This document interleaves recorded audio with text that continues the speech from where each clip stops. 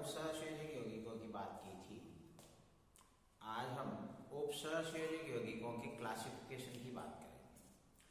उपसहसंयोजक यौगिकों का क्लासिफिकेशन कई प्रकार से किया जा सकता है, जिसमें अपन पहले धातु और कार्बनिक मूलक के मध्य बंध के आधार पर करेंगे। MC कार्बनिक मूलक में कार्बन होता है, तो मेन उपसहसंयोजक यौगिकों में या कार्बधात्विक यौगिकों में धातु और कार्बन के मध्य ही बंध उपस्थित होता है। अब इस आधार पर हम कार्बनिक यौगिकों को 3 वर्गों में बांट सकते हैं: आयनिक यौगिक, सहसंयोजक यौगिक और विस्थानीकृत पाई इलेक्ट्रॉन बंध वाले यौगिक। अब आयनिक यौगिकों में धातु और कार्बन के मध्य आयनिक बंध होगा। अब आयनिक बंध कब बनता है? जब 2 परमाणुओं में से एक की विद्युत ऋणता बहुत कम हो और एक की विद्युत ऋणता बहुत उच्च हो, तब आयनिक बंध बनता है। तो इसमें ऐसी धातुएं लेंगे जिनकी विद्युत ऋणता बहुत ही कम हो, 1 से लेकर 1.2 तक, और कार्बनिक मूलक जिनकी विद्युत ऋणता उच्च होगी। तो कम विद्युत ऋणता वाले धातुओं के ऊपर धन आवेश अधिक होता है, यानी वो अधिक धन विद्युतीय धातुएं होती है, और आवर्त सारणी के इस खंड की क्षार धातुएं सबसे ज्यादा धन विद्युतीय होती है। तो कुल मिलाकर क्षार धातुएं और कार्बनिक मूलकों के मध्य आयनिक बंध का निर्माण होता है, और ऐसे यौगिक आयनिक कार्बधात्विक यौगिक कहलाएंगे। जैसे सोडियम एथिल की बात करें अपन, C2H5Na, फेनिल सोडियम फेनिल की बात करें अपन, C6H5Na, तो Na क्षार धातु है, लिथियम क्षार धातु है, ये कार्बनिक मूलकों के साथ आयनिक बंध बनाएगी। तो लिथियम सोडियम क्षार धातुओं के कार्बधात्विक यौगिक आयनिक प्रकृति के होते हैं। और इनके गुणों की भी बात करें तो इनमें वही गुण होते हैं जो आयनिक यौगिकों में होते हैं। तो जैसे आयनिक यौगिक अध्रुवीय हाइड्रोकार्बन विलायकों में नहीं घुलते, जल जैसे ध्रुवीय विलायकों में घुल जाते हैं, तो उसी प्रकार से आयनिक कार्बधात्विक यौगिक भी हाइड्रोकार्बन विलायकों में अविलय रहेंगे, जल में विलयशील रहेंगे। आयनिक यौगिक विलयन अवस्था में विद्युत का चालन करते हैं, तो आयनिक कार्बधात्विक यौगिकों के विलयन भी विद्युत के चालक होंगे। जैसे सोडियम एथिल है, इसमें अपन विद्युत अपघटन कराएंगे तो C2H5O- और Na+ आयन प्राप्त होंगे। धातु आयन आपका कैथोड पर इकट्ठा होगा, जबकि कार्बनिक मूलक एनोड पर चला जाएगा, क्योंकि एनोड पर ऑक्सीकरण होना है, ऋण आयनों का ऑक्सीकरण हो सकता है, धातु धन आयनों का अपचयन हो सकता है। इसलिए आयनिक कार्बधात्विक यौगिकों के विलयन में विद्युत धारा प्रवाहित करने पर कैथोड पर धातु और एनोड पर कार्बनिक मूलक अपन को प्राप्त होते हैं। इनकी रासायनिक अभिक्रियाओं की बात करें तो ये उभय अपघटन रासायनिक अभिक्रियाएं देते हैं। उभय अपघटन अभिक्रियाएं आपने छोटी क्लासों में भी पढ़ी होगी कि 2 यौगिकों के बीच में अभिक्रिया कराते हैं और उनके ऋणायन आपस में बदल जाते हैं, तो इस प्रकार की अभिक्रियाओं को उभय अपघटन कहते हैं। चूंकि कार्बधात्विक यौगिकों में कार्बन के ऊपर ऋणावेश होता है, यानी कार्बनिक भाग निगेटिव होता है, तो ये कोई दूसरा यौगिक जिसमें कार्बनिक भाग पॉजिटिव होगा उसके साथ क्रिया कर सकता है। जैसे सोडियम एथिल की क्रिया अपन एथिल ब्रोमाइड से करवाएं, तो इनके ऋणायन और धनायन आपस में बदल जाएंगे। यहाँ कार्बधात्विक यौगिक में कार्बनिक भाग नेगेटिव और सोडियम धातु वाला भाग पॉजिटिव होगा, जबकि एथिल ब्रोमाइड एथिल हैलाइड है, तो यहाँ पर एथिल भाग पॉजिटिव और हेलोजन नेगेटिव होता है। तो आपके कार्बधात्विक यौगिक का नेगेटिव कार्बनिक भाग अन्य यौगिक के पॉजिटिव कार्बनिक भाग पर अटैक कर सकता है, तो C2H5 के साथ C2H5 जुड़ जाएगा और Na+ के साथ Br, यानी कि इनमें ऋणायन आपस में पलटी खा गए, एक्सचेंज हो गए, तो ये 4 कार्बन वाली सीधी श्रृंखला वाला यौगिक यानी ब्यूटेन बन गया। तो इस प्रकार से हम उभय अपघटन अभिक्रियाओं के द्वारा कार्बधात्विक यौगिकों से एल्केनों को भी हम प्राप्त कर सकते हैं। तो ये कुल मिलाकर उभय अपघटन अभिक्रियाएं देते हैं। दूसरी विशेष बात कार्बधात्विक यौगिकों में यह होती है कि इनमें कार्बन के ऊपर ऋणावेश होता है, और कार्बन चूंकि इतना अच्छा विद्युत ऋणी तत्व नहीं है कि ये अधिक समय तक अपने ऊपर ऋणावेश को झेल सके या उसको ग्रहण कर सके। इसीलिए कार्बधात्विक यौगिक बहुत ज्यादा स्थायी नहीं होते और अत्यंत क्रियाशील होते हैं। अगर कोई विस्थानीकृत इलेक्ट्रॉन तंत्र वाले अणु के साथ कार्बधात्विक यौगिक की क्रिया कराए तो विस्थानीकृत इलेक्ट्रॉन तंत्र वाले यौगिक पर ऋणावेश का विस्थानन हो जाता है, अलग अलग जगह पे घूमता रह जाता है। इसकी वजह से वो थोड़ा स्थायी हो जाता है। तो जैसे सोडियम एथिल है और इसकी क्रिया हम बेंजीन से कराए। बेंजीन में जो फेनिल भाग होता है C6H5 ये एक बेंजीन वाले हैं और अनुनाद के कारण इस पर पाई इलेक्ट्रॉनों का विस्थानन होगा। तो यहाँ कार्बन पर ऋणावेश होगा तो वो 6 कार्बन परमाणु है तो वो ऋणावेश उस रिंग पर घूमता रहेगा। तो किसी एक कार्बन परमाणु को अधिक समय तक ऋणावेश नहीं झेलना पड़ेगा तो फिर यौगिक को स्थायित्व मिल जाएगा, यानी वो यौगिक अधिक समय के लिए स्थायी हो जाएगा। तो यहाँ पर जो धातु जुड़ा हुआ है एल्कीन समूह से, तो इस एथिल समूह में से एलिफेटिक मूलक है, यहाँ कोई अनुनाद नहीं है, कोई आवेश का विस्थापन नहीं है, तो ये यौगिक बहुत ज्यादा स्थायी नहीं है। तो जैसे इसको इधर बेंजीन में फेनिल वाले नजर आएगी धातु को, तो धातु फेनिल वाले के साथ जुड़ना पसंद करेगा तो ये C6H5 बन जाएगा और यहाँ का H इसमें जुड़ जाएगा तो ये C2H5 की जगह C2H6 एथेन बन जाएगा। तो इस प्रकार से सोडियम एथिल की अपेक्षा सोडियम फेनिल सोडियम ज्यादा स्टेबल होगा, क्योंकि इसमें कार्बन के ऊपर ऋणावेश तो है लेकिन एक से अधिक कार्बन के ऊपर वो गुजरता रहेगा तो किसी एक कार्बन परमाणु पर अधिक समय तक रहेगा नहीं, इसलिए ये ज्यादा स्टेबल है। तो इसी प्रकार से विस्थानीकृत इलेक्ट्रॉन तंत्र वाले यौगिकों के साथ अभिक्रिया द्वारा यानी प्रतिस्थापन अभिक्रियाओं के द्वारा अपन आयनिक कार्बधातुक यौगिकों को बिल्कुल इजी वे में बना सकते हैं। अब आयनिक कार्बधातुक यौगिकों के बाद में दूसरा नंबर आता है सहसंयोजक कार्बधातुक यौगिक। सहसंयोजक कार्बधातुक यौगिकों में दो परमाणुओं के बीच में विद्युत ऋणता का अंतर तो होगा लेकिन वो इतना ज्यादा नहीं होगा कि बंध की प्रकृति आयनिक हो जाए। तो इसमें कुल मिलाकर धातुओं पर धन आवेश कम होगा, यानी धातुओं की विद्युत ऋणता थोड़ी क्षार धातुओं की अपेक्षा बढ़कर आएगी, तो धातु कम विद्युत धनी होगी। या फिर अधातुओं की बात कर लो, अधातुओं की भी विद्युत ऋणता थोड़ी अधिक होती है। तो इस प्रकार के यौगिक या तो कम विद्युत धनी धातुएं बनाएंगी या फिर अधातुएं बनाएंगी कार्बनिक मूलकों के साथ जुड़कर, जैसे बोरोन हुआ, सिलिकॉन हुआ, जिंक, कैडमियम। इस प्रकार के यौगिक सहसंयोजक बंध बनाते हैं कार्बन के साथ, तो सहसंयोजक कार्बधातुक यौगिक कहलाते हैं। इसमें भी धातु और कार्बनिक मूलक की विद्युत ऋणता बिल्कुल समान नहीं होती, डिफरेंस होता है। इस वजह से यह सहसंयोजक बंध ध्रुवीय प्रकृति का होता है। तो जैसे ट्राइमेथिल एल्यूमिनियम, डाइमेथिल जिंक, इस प्रकार के यौगिक है, यानी कि संक्रमण धातुओं के या अधातुओं के कार्बनिक मूलकों के साथ बने यौगिक सहसंयोजक कार्बधातुक यौगिक होते हैं, जबकि क्षार धातुओं के कार्बनिक मूलकों के साथ बने कार्बधातुक यौगिक आयनिक प्रकृति के होते हैं। अब तीसरा नंबर आता है विस्थानीकृत इलेक्ट्रॉन तंत्र वाले यानी बंध वाले यौगिक। ये कार्बधातुक यौगिकों का बहुत बड़ा समूह है और इसमें बंध कौन सा बनेगा, कैसे बनेगा, इसकी व्याख्या अपन सामान्य रासायनिक बंध सिद्धांत के अनुसार नहीं कर सकते। इसमें क्या होता है, पहले तो कार्बनिक मूलक का एकाकी इलेक्ट्रॉन युग्म धातु के रिक्त कक्षकों में दान किया जाता है, यानी कि पाई इलेक्ट्रॉन तंत्र और धातु के रिक्त कक्षकों के मध्य अतिव्यापन होगा। इसके बाद जो धातु के पूर्णवर्य कक्षक है वहां से इलेक्ट्रॉन जाएगा कार्बनिक मूलक के रिक्त प्रतिबंधी कक्षकों के साथ, यानी अदला बदली काम होगा। कार्बनिक मूलक भी धातु को इलेक्ट्रॉन देगा और धातु भी वापस कार्बनिक मूलक को इलेक्ट्रॉन देगा।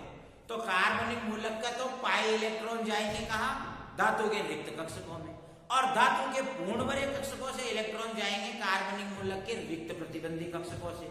तो इस प्रकार के यौगिक सामान्यतया संक्रमण धातुएं ही बनाएंगी, क्योंकि संक्रमण धातुओं में विशेषता है कि उनके पास पूर्णवर्य कक्षक भी मौजूद होते हैं और अर्धवर्य कक्षक भी मौजूद होते हैं और रिक्त डी कक्षक भी उपस्थित होते हैं।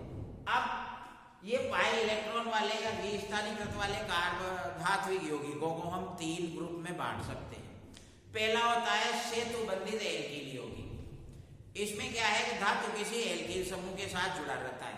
इस प्रकार के यौगिक इलेक्ट्रॉन न्यून तत्व या इलेक्ट्रॉन न्यून यौगिक होते हैं, जैसे कि ट्राइमेथिल एल्यूमिनियम CH3 इस प्रकार का यौगिक है। अब ये क्या है, डाइमर के रूप में पाया जाएगा, द्विलक के रूप में, यानी इसका डबल कर दो, दो अणु एक साथ मिलेंगे आपको, तो CH3 का हो जाएगा CH3 और Al एक से बढ़कर 2। ऐसा क्यों हुआ? क्योंकि एल्युमिनियम के उसमें 3 इलेक्ट्रॉन है, 3 एल्कीन समूह के साथ में वो पार्टनरशिप करेगा तो 3 और 3 6 ही हुए, तो अभी भी उसका अष्टक अपूर्ण है, तो फिर 2 अणु आपस में जुड़ेंगे। इस प्रकार से ये मेथिल और ये मेथिल और ये Al और ये मेथिल।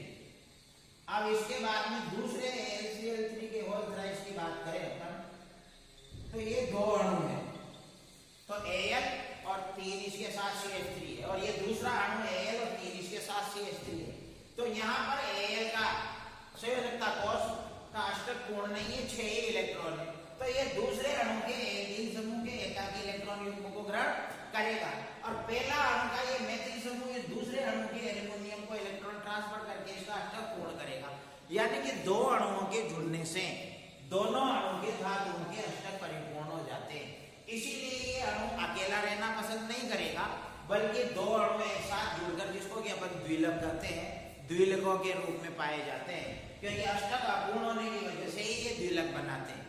इसी प्रकार से कभी कभी कुछ धातु कार्बोनिल यौगिक, जिसमें कार्बनिक मूलक कौन होता है, CO, वो भी सेतु बंधित यौगिकों के रूप में पाए जाते हैं, जैसे हेक्सा कार्बोनिल वेनेडियम। अब ये भी द्विलक के रूप में पाया जाएगा, तो इसको डबल कर देते हैं अपन, तो हेक्सा कार्बोनिल की जगह तो डूडेका कार्बोनिल हो जाएंगे, यानी कि 6 से डबल 12, और वेनेडियम 1 से बढ़कर हो गया 2, तो यहां पर VCO5 और यहां V के साथ CO5, और ये एक CO यहां और एक CO यहां, तो ये इस प्रकार से द्विलक बन जाएगा। तो कुल मिलाकर CO एक अणु ये हो गया V के साथ CO5 और 1 6, दूसरा अणु V के साथ CO5 और 1 6, और दोनों मिलकर द्विलक के रूप में स्टेबल हो गए, तो इस प्रकार से ये भी सेतु बंधित यौगिक की श्रेणी में आएगा। तो इस प्रकार से विस्थानीकृत इलेक्ट्रॉन तंत्र वाले में पहला हो गया सेतु बंधित एल्कीन यौगिक। दूसरा होता है सैंडविच यौगिक। सैंडविच आपने देख रखा है, जिसमें 2 जो ब्रेड होते हैं उनके बीच में क्रीम दबी हुई होती है, उसी प्रकार से इसमें भी इस प्रकार के यौगिकों में 2 विस्थानीकृत इलेक्ट्रॉन युक्त एरोमेटिक वलय के बीच में एक धातु परमाणु पाया जाता है, इसीलिए इनको सैंडविच यौगिक कहते हैं। जैसे फेरोसिन यौगिक की बात करें,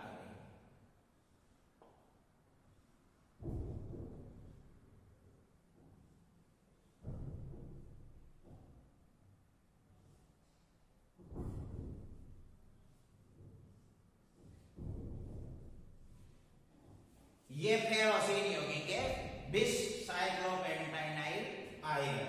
अब इसमें क्या है, 2 एरोमेटिक वलय है, विस्थानीकृत इलेक्ट्रॉन तंत्र वाली, और बीच में धातु परमाणु आयरन है, इसको बोलते हैं फेरोसिन।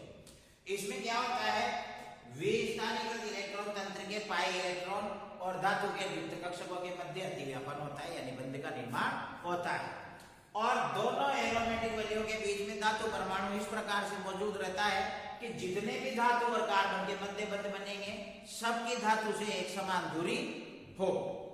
इसके अलावा सेतु बंधित यौगिकों में तीसरा आता है ओलिफिन या एसिटिलीन यौगिक।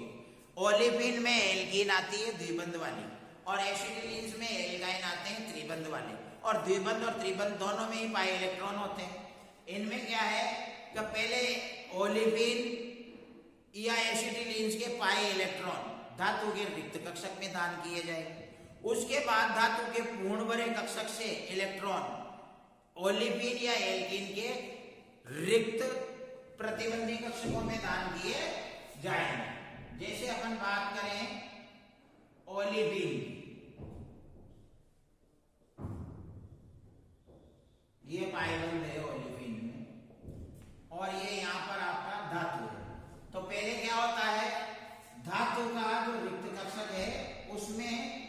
ओलिफिन का पाई इलेक्ट्रॉन युग्म दान होगा और उसके बाद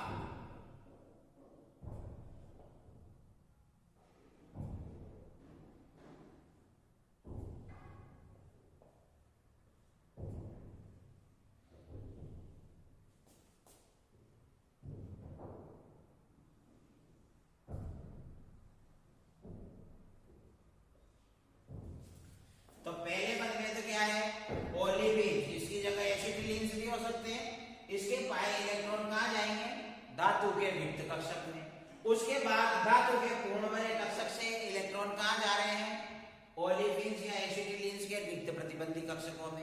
यानी कि ओलिफिन्स धातु को इलेक्ट्रॉन दे रहा है, धातु वापस ओलिफिन्स को इलेक्ट्रॉन दे रहा है। इस प्रकार डबल डबल अतिव्यापन होता है। तो इसको अपन पश्चाबंधन कहते हैं, पीछे वाली प्रक्रिया। क्योंकि पहली बार में तो हमेशा कार्बधातु यौगिकों में जो आपका कार्बनिक मूलक है वो धातु को इलेक्ट्रॉन युग्म प्रदान करता है, लेकिन इन यौगिकों में धातु के पूर्णवर्य कक्षकों से वापस इलेक्ट्रॉन आपके ओलिफिन्स या एसिटिलीन्स के रिक्त प्रतिबंधी कक्षकों में जा रहे हैं। यानी कि एक साइड से बंध बना और वापस विपरीत दिशा से भी धातु ने बंध बना दिया, इसीलिए इसको अपन पश्चाबंधन भी कहते हैं। तो ये इस प्रकार से धातु और कार्बन के मध्य बंध की प्रकृति के आधार पर कार्बधातु यौगिक तीन प्रकार के होते हैं। आयनिक कार्बधातु यौगिक, सहसंयोजक कार्बधातु यौगिक और सेतुबंधित कार्बधातु यौगिक। इसके अलावा अपन लिगेंड की यानी कार्बनिक मूलक की प्रकृति के आधार पर भी कार्बधातु यौगिकों को दो भागों में बांट सकते हैं, सरल कार्बधातु यौगिक और मिश्रित कार्बधातु यौगिक। सरल कार्बधातु यौगिक में धातु के साथ केवल कार्बनिक मूलक ही होगा, जबकि मिश्रित कार्बधातु यौगिकों में धातु के साथ कार्बनिक मूलक के साथ साथ अकार्बनिक मूलक भी होगा। तो सरल कार्बधातु यौगिकों को फिर दो प्रकार से बांट सकते हैं अपन, क्योंकि कार्बनिक मूलक ही है केवल, लेकिन जितने भी कार्बनिक मूलक है वो सारे के सारे एक ही समान प्रकार के हैं, तो उसको बोलेंगे अपन सममित कार्बधातु यौगिक। और अगर वो एक से अधिक प्रकार के हैं तो उसको बोलेंगे असममित कार्बधातु यौगिक।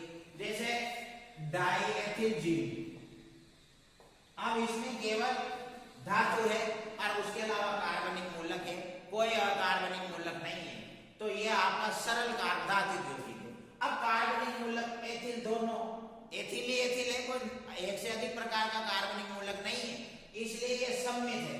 जबकि C2H5 Mg C6H5 यहाँ भी ये दोनों कार्बनिक मूलक है और ये धातु है, तो धातु के साथ कार्बनिक मूलक के अलावा कोई और नहीं है, तो ये भी सरल कार्बधातु यौगिक है।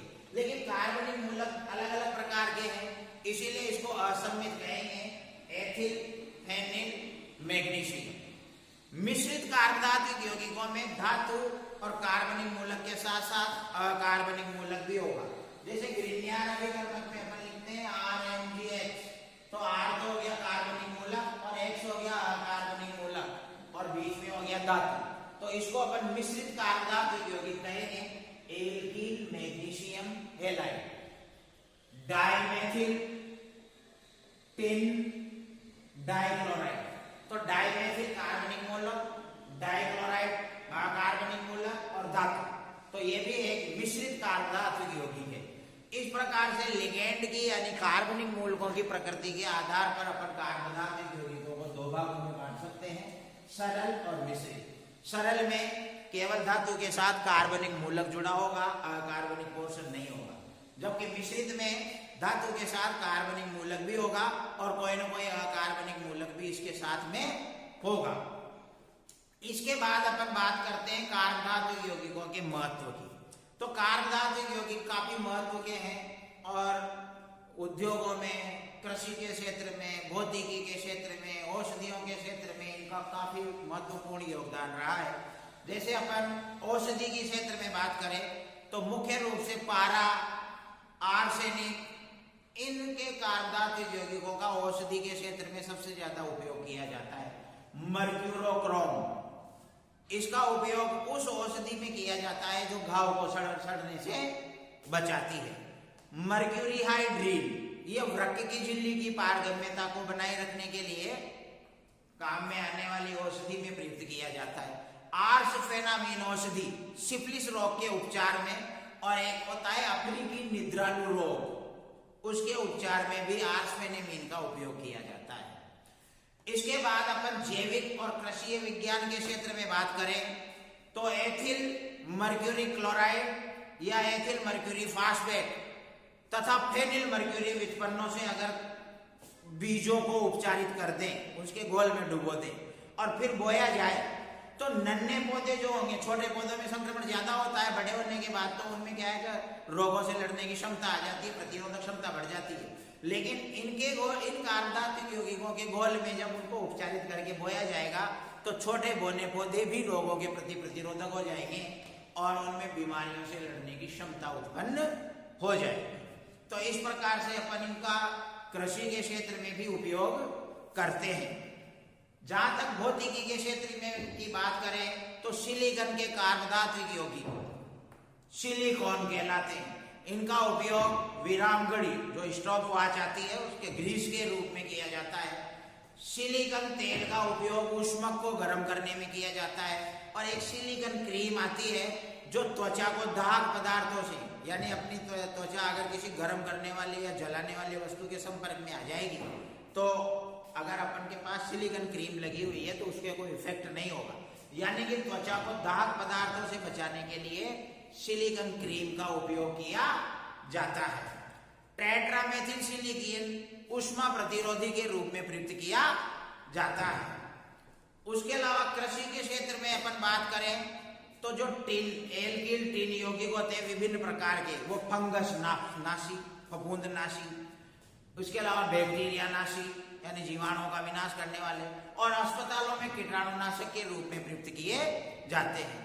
उद्योगों की बात करें तो आपका एक महत्वपूर्ण यौगिक है टेट्राएथिल लेड। इसको वाहनों में भरे जाने वाले ईंधन खासकर पेट्रोल में मिलाया जाता है, जिससे पेट्रोल में अपस्फोटरोधी गुण उत्पन्न होता है, यानी कि पेट्रोल काफी ज्वलनशील ईंधन है और कभी भी वो विस्फोट कर सकता है, लेकिन अगर उसमें टेट्राएथिल लेड मिला होगा तो वो विस्फोट नहीं करेगा। इसके अलावा ईंधन की दक्षता भी बढ़ जाएगी, ईंधन धीरे धीरे जलेगा। हाँ, वो बात अलग है कि इसकी वजह से प्रदूषण ज्यादा फैलता है, इसलिए आजकल वाहनों में शीशा रहित पेट्रोल, शीशा वो वही है टेट्राएथिल लेड, उसका प्रयोग काफी हद तक बंद कर दिया गया है। हाँ, टेट्राएथिल लेड को जब डाइक्लोरोएथेन और डाइब्रोमोमेथेन के साथ मिलाया जाता है तो इंजन के अंदर जो जमे हुए लेड के ऑक्साइड है उनको वाष्पशील हैलाइड बनाकर निकाल सकते हैं। तो इंजन के अंदर लेड ऑक्साइड जम जाता है जो हानिकारक होता है। तो टेट्राएथिल लेड में या तो आप डाइक्लोरोएथेन मिलाओ या फिर डाइब्रोमोएथेन मिलाओ और फिर उससे आप इंजन के अंदर डालो तो इंजन के अंदर जो लेड ऑक्साइड है वो वाष्पशील हैलाइड यौगिक बना लेगा और ऑक्सीकृत होकर बाहर निकल जाएगा। इसके अलावा निकल और आयरन के यौगिकों का उपयोग विभिन्न प्रकार की रासायनिक अभिक्रियाओं विशेष रूप से एल्कोहल बनाने में किया जाता है। तो एल्कोहल भी काफी महत्वपूर्ण यौगिक है।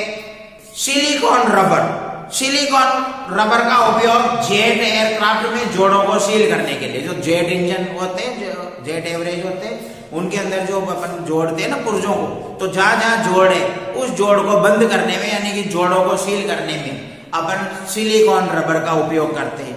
या ऐसे भाग जिनको विद्युत से गर्म होने के लिए बचाया जाना है, वहां भी अपन ऐसे विद्युत चालकों के अंदर सिलिकॉन रबर चढ़ा देते। तो जिन पदार्थों पर सिलिकॉन रबर चढ़ जाएगा वहां विद्युत धारा होते हुए भी वो पदार्थ गर्म नहीं होंगे।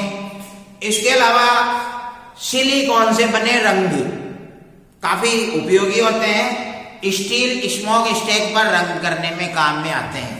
सिलिकॉन रेजिन का उपयोग फिल्में बनाने में किया जाता है। तो इस प्रकार से कार्बोदत्त यौगिकों का दैनिक जीवन में, उद्योगों में, औषधि के क्षेत्र में, हर प्रकार के क्षेत्रों में काफी ज्यादा उपयोग है। अब कुछ अपन कार्बोदत्त यौगिकों की बात करेंगे। पहले अपन कार्ब मैग्नीशियम यौगिकों की बात करेंगे जो सर्वाधिक महत्वपूर्ण होते हैं, क्योंकि हरे पेड़ पौधों में जो पर्णहरित पाया जाता है क्लोरोफिल, वो भी एक मैग्नीशियम का ही कार्बोदत्त यौगिक है। और इसके अलावा ऑर्गेनिक केमिस्ट्री में आप पढ़ते आ रहे हो ग्रीनिहार अभिकर्मक, ये भी मैग्नीशियम के अत्यंत महत्वपूर्ण यौगिक है। इनकी चर्चा अपन नेक्स्ट क्लास में करेंगे। धन्यवाद, थैंक यू।